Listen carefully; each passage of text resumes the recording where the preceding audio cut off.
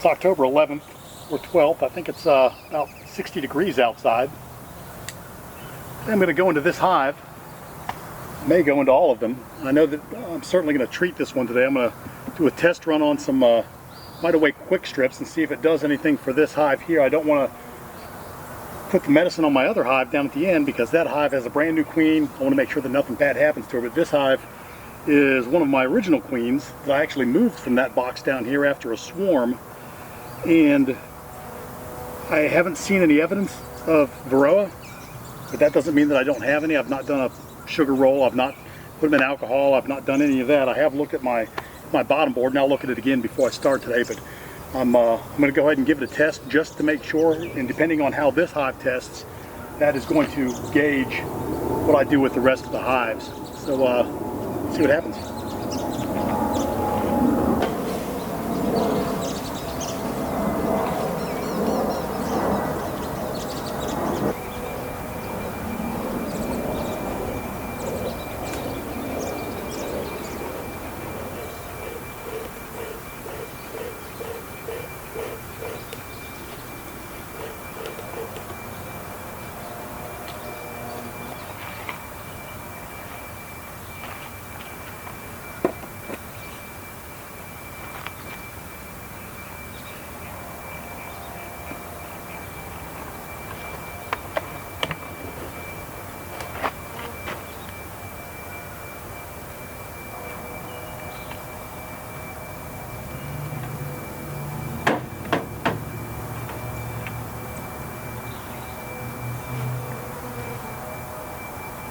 That's gone. Finish that up.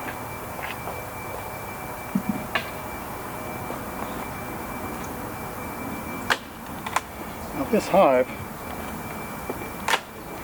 I'm feeding already, even though there's a goldenrod flow on. My goal, what I think I'm going to do, what I want to do this year, is I want to make sure that these two hives produce enough food to feed all four hives. My goal is to take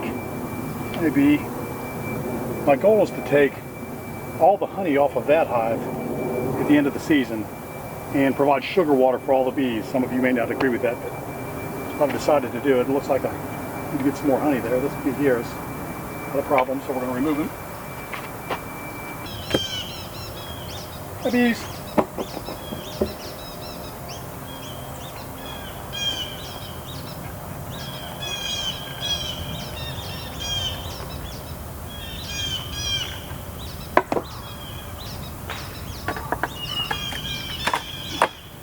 I like to do when I do a hive inspection, I like to get down on the bottom box first and work my way back up to the top.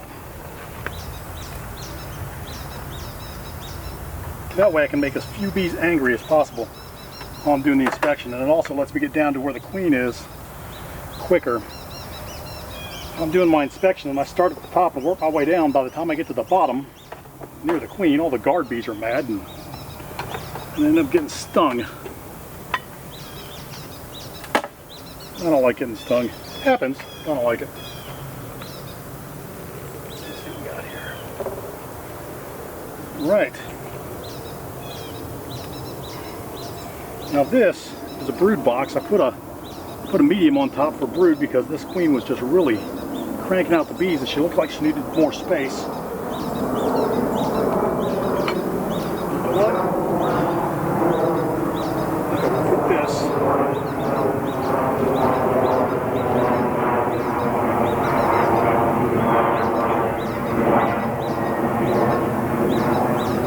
Here, so that when I put this box on, the queen is in here, she doesn't run down into the honey super.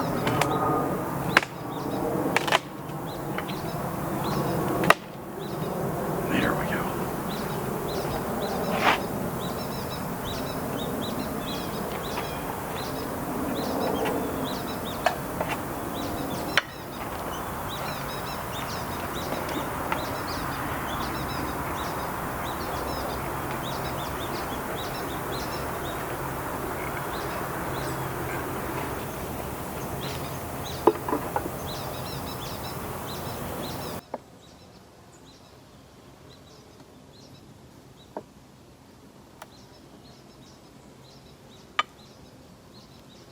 girls.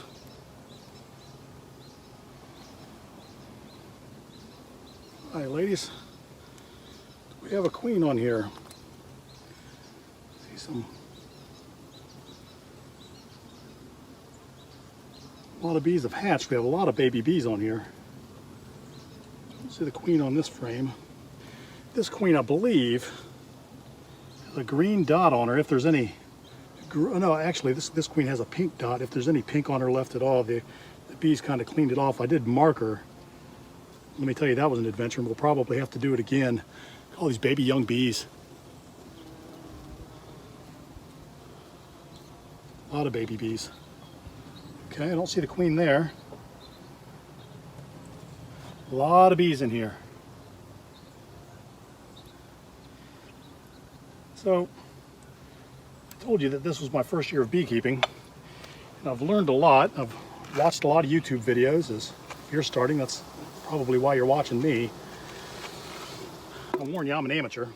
However, one thing I learned in the videos is that you really need your sense of touch.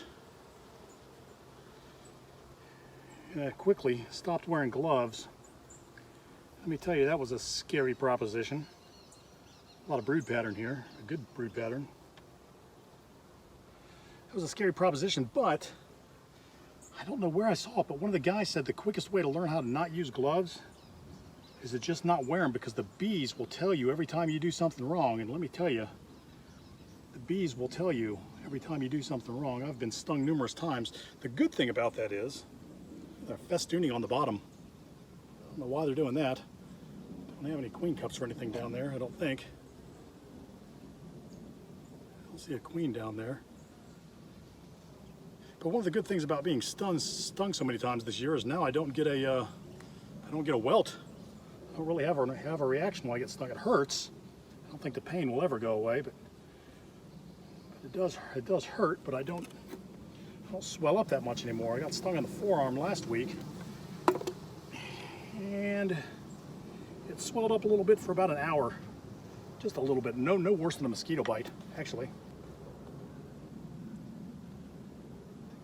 Well, see if we see a queen. A lot of bees in here. A lot of bees in here. I do not see the queen, but last week she was up on the other frames on the medium that I'd put in here. I see some larvae. And I'm looking close. I don't see any Varroa on these bees. Here we go. You can have a look. If you see any Varroa on there, you can freeze frame it and kind of do a count for me. I don't see any. Makes me wonder whether or not I should do the treatment. I don't know what to do. I'm really not a fan of putting a chemical on there, even though it's a chemical I understand is found in their hives naturally.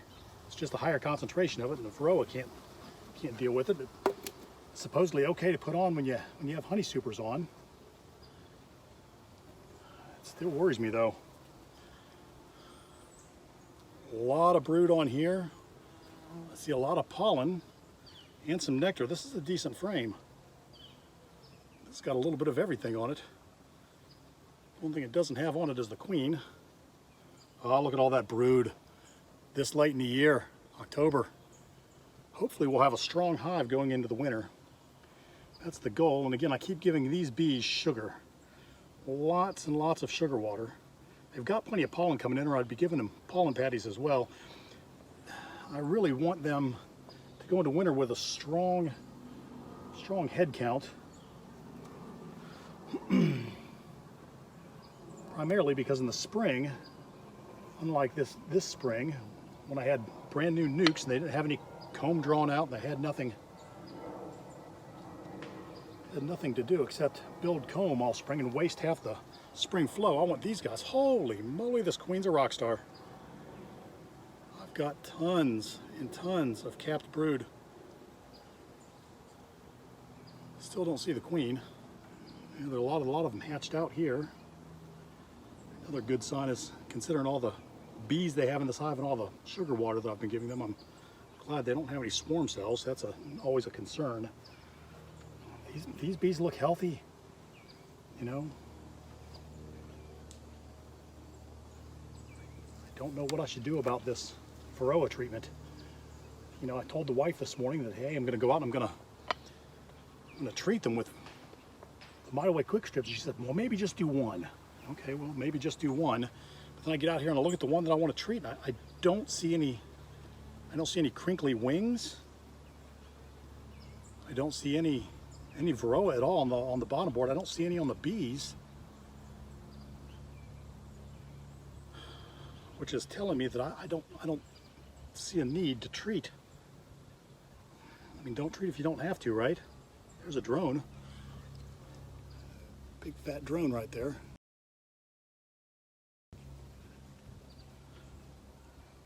There's not that many drones in the hive, which is a good thing, I guess, this time of year. You don't want them to think that they can swarm. Another good thing about not having a lot of drones in the hives is it kind of lets you know that the bees know that they're at the end of their season.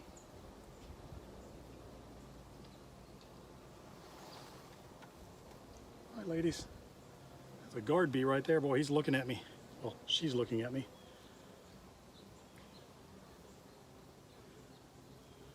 See a couple of drones. I do not see the queen yet. I know she's in here. I think she's up on the other one. Now this frame's not even drawn out. They're just now starting to draw this frame out. Just now. Let's take this one right here. Excuse me, girls. I don't want to smash anybody down there. Last thing I want to do is make you mad at me.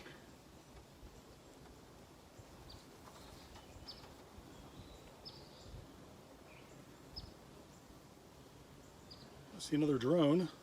Oh, I think they're getting ready to kick drones out. I see some drones body surfing the crowd here. It makes me wonder if they're being carried. It's been in the 50s in the evenings. It's a possibility. All right, well, I don't see any queen. I don't see any Varroa. Come on, bees. Sometimes I get these bees that want to get right between the frames, the heel of the frame. It's like they're daring me to smash them. And I'm like, I don't want to smash you. We're buddies. Right.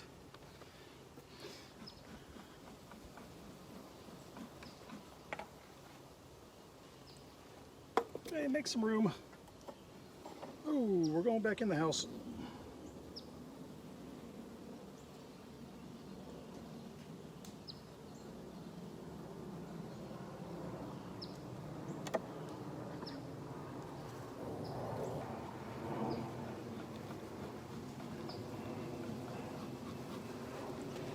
Smash anybody.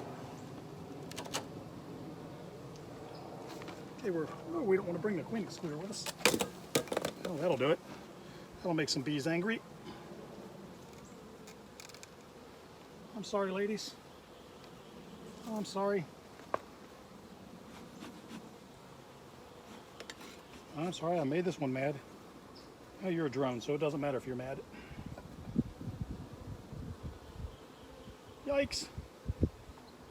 I can tell you this, since I dropped that queen excluder, this hive is making noise now. They're not happy.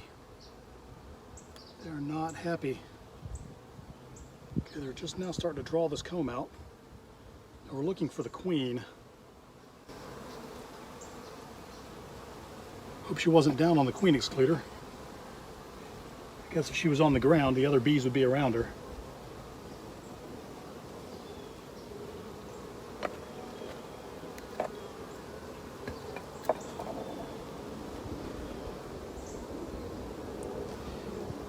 I can tell you something else. If I had the whole thing to do over again, this season, I did everything with deep frames. I just got these mediums this last part of the season. And if I had to do it all over again, I would They're starting to store sugar water up here. I would have used a lot more mediums. Oh, they're capping some sugar water here. Do you notice anything different about the color of that nectar? It's blue. I dye my nectar blue, well, my sugar water blue, so that I make sure that when I go to pull honey, that I'm pulling honey and not pulling sugar water. In the spring, I fed my bees sugar water, as was recommended by the guy that I got the bees off of and the videos that I'd seen. That's all brood. A lot of brood. Anyways, I had fed them sugar water, and then when it was time to pull some honey, I can't be certain, I don't think that I got any sugar water, but I can't be certain that I didn't because I don't know where the bees stored it. Now the honey that I got, it tasted like honey, and I'm not certain that sugar water converted into honey with the bees process would have tasted any differently. But I don't want to give my family and friends sugar water and telling them that it's honey. I got that idea.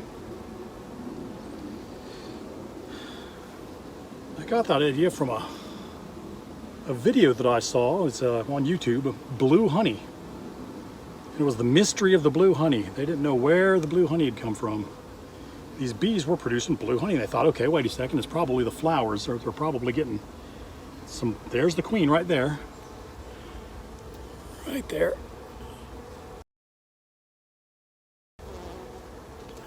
It's hard to point her out. She's got a little bit of pink left on her.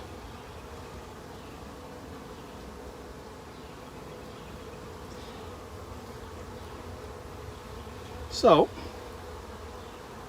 now that I've seen the queen, I'm going to button this thing back up. These guys are getting antsy since I dropped them.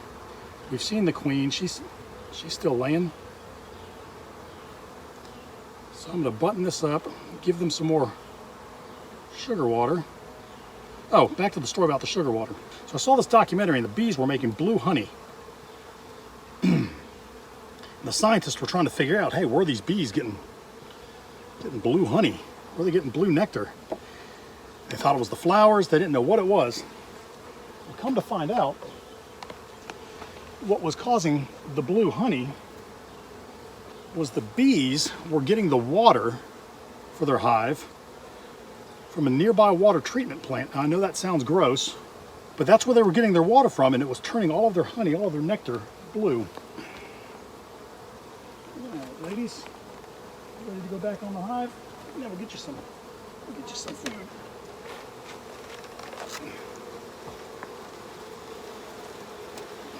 Well, you guys sure to get loud all of a sudden. Put this on for right now. Let you guys feel calm.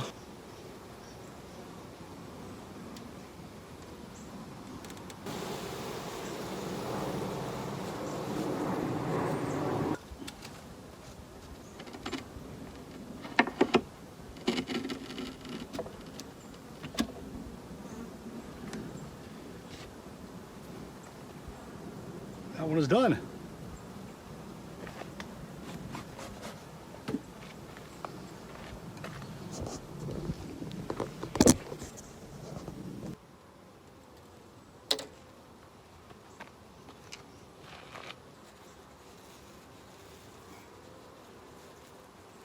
I don't want you to be trapped in there all week, bees. Let's get out.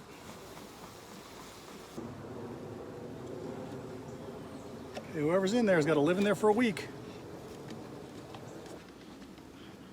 And I'll tell you what this is later. This is a little experiment that I'm doing.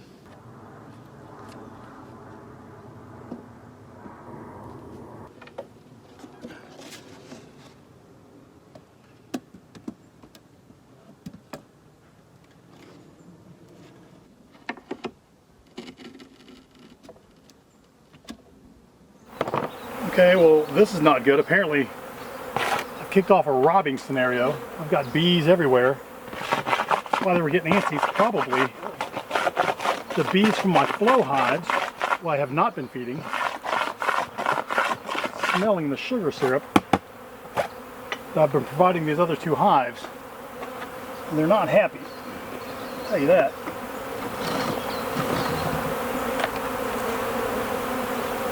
Yeah, this is not good. I don't know what they're going after. I guess I'll just let these frames sit out here. There's nothing on them. I seem to think that there is.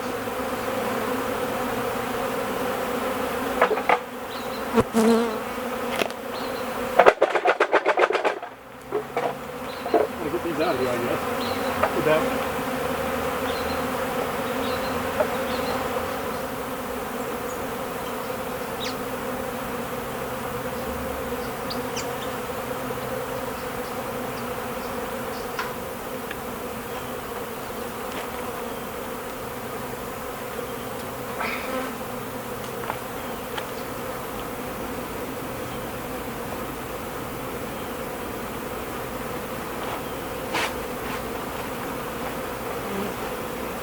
Okay, so my plan today was a bust. The goal is to put some Formic Pro on the hives, at least one of the hives, to check for Varroa, to treat for Varroa. I don't know whether or not I should even do it. I don't see any evidence of Varroa, and I didn't see any mites on the mite board. I didn't see any mites on the bees. But I had a problem. Even though there's a strong goldenrod flow on right now, and there's still some asters blooming. And unfortunately, the two hives that I don't feed, my flow hives, smelled the sugar water, and now I've got a robbing situation going on. I don't know how it's going to pan out. I guess I'll close up some of the hives a little bit. Hopefully it'll go away. It looks like it's calmed down a little bit now. It was pretty bad when I had the frames down here.